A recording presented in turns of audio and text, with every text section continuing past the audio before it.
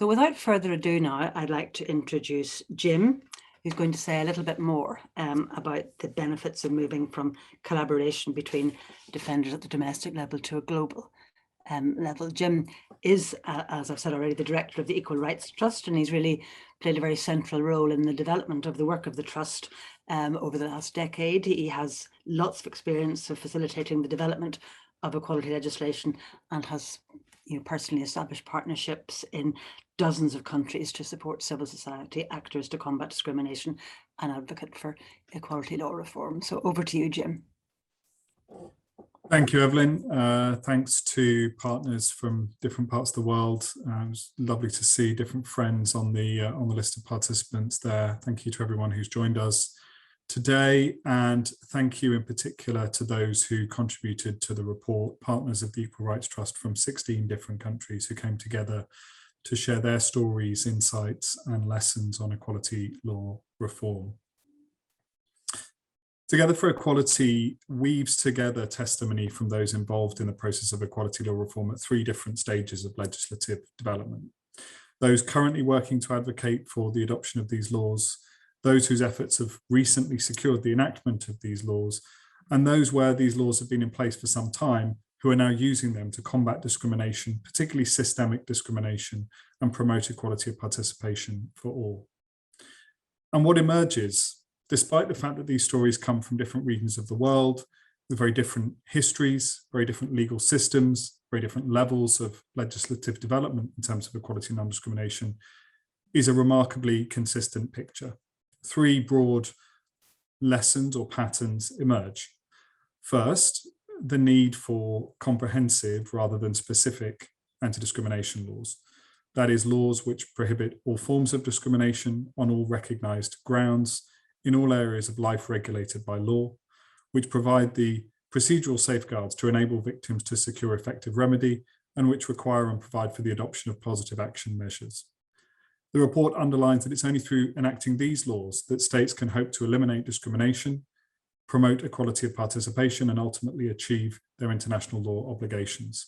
And as some of those of you here today will know, the Equal Rights Trust is currently working together with the UN to produce the first comprehensive guidance for states and policymakers on the content of these laws of comprehensive anti-discrimination laws, to provide the first comprehensive guidance for states on how to meet their international legal obligations.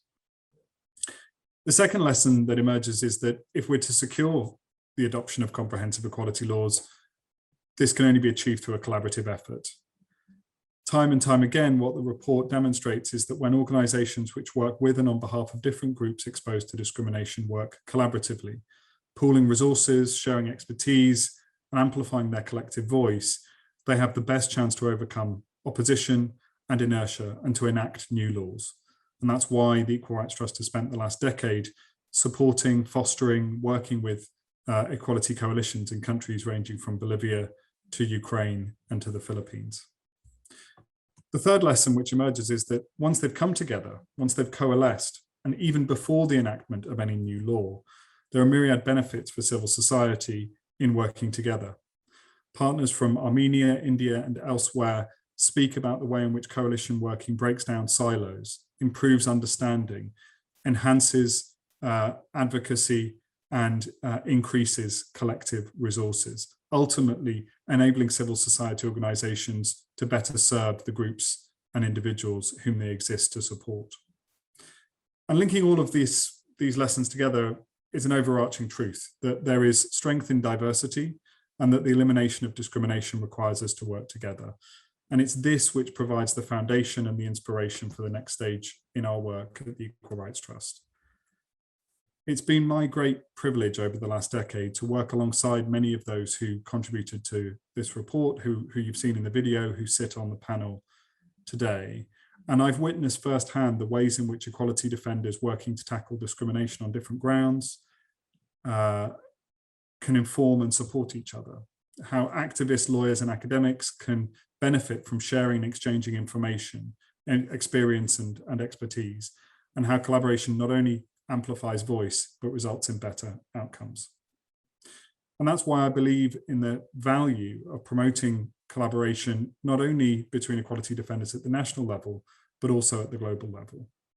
Together for Equality demonstrates the benefits of enabling equality defenders to share knowledge and expertise, exchange resources, and work collectively and collaboratively. And that's just as, maybe even more true at the global level than it is at the local or national level. Take our panel today, an activist, an academic, an advocate from Botswana, from India, from the United Kingdom, each of whom with enormous expertise and experience to share with the others and with the wider community of equality defenders working around the world. Or take Monica in the video speaking from Bolivia. In 2019 and 2020, we supported her organization to undertake a study looking at the barriers to the effective implementation of equality law in that country. And in so doing, we shared tools and templates, methodology and guidance from our partners in Serbia, who had undertaken a similar survey a couple of years before. And while Monica and her team were working on that, they in turn were providing and enabling an exchange of expertise with partners in Cabo Verde. 3 different countries, 3 different continents, 3 different levels of equality law reform, each supporting and learning from each other. And we know that the demand for shared experience and expertise for global collaboration is there. In the last 3 months, we've had requests from Mauritius, from South Korea, from Kazakhstan for the kind of support and expertise which the Trust and its partners can provide. So the question we have to answer is, how can we best foster this global collaboration? How can we enable this exchange of information, resources, and expertise? So starting today, this week, the Equal Rights Trust is initiating a global conversation, a dialogue with our partners, with our stakeholders, with our collaborators, but with the wider community of equality defenders worldwide to understand, what do you see as the benefits of global collaboration? How would it work? What would you hope to gain from it? And what could you offer to others through it? So I hope that everyone here on this call today and our wider network of partners and collaborators will join us in this conversation and help us to shape a new global equality movement focused on supporting one another, mutual support, and collaborative advocacy. On collaboration with those working on other issues of development, good governance, democracy, yes, absolutely essential in my view. Essential in that there is an equality and non-discrimination perspective, an essential equality and non-discrimination perspective to all of these things. I think we've explored that in great depth with Transparency International in the report that we produced earlier this year. We're very proud of that Defying Exclusion report, which was itself a collaborative effort bringing together partners from 8 different countries to explore different forms of discriminatory corruption. That could not have happened without a collaborative approach, and any work to follow up on it must also be collaborative. But to me, that work, valuable as it is just one example of the contribution of a collaborative approach to equality and non-discrimination. There are so many others: peace building, democracy building, what's happening right now in Glasgow, COP26.